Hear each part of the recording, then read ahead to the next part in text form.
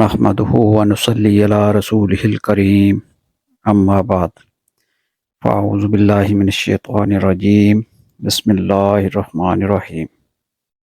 حضرت ابو ہریرہ رضی اللہ تعالی عنہ بیان کرتے ہیں، رسول اللہ صلی اللہ علیہ وآلہ وسلم نے فرمایا، دو کلمے سبحان اللہ و بحمدہ سبحان اللہ العظیم زبان پر ہلکے، میزان میں بھاری اور رحمان کو محبوب ہیں، متفق علیہ۔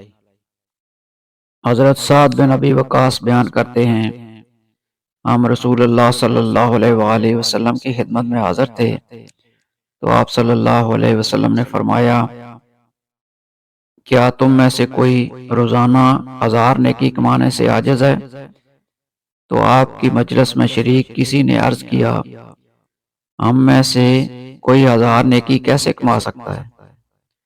آپ صلی اللہ علیہ وسلم نے فرمایا، 100 مرتبہ سبحان اللہ کہنے سے اس کے لیے 1000 نیکی لکھی جاتی ہے یا اس کے 1000 گناہ مٹا دیے جاتے ہیں، رواہ مسلم۔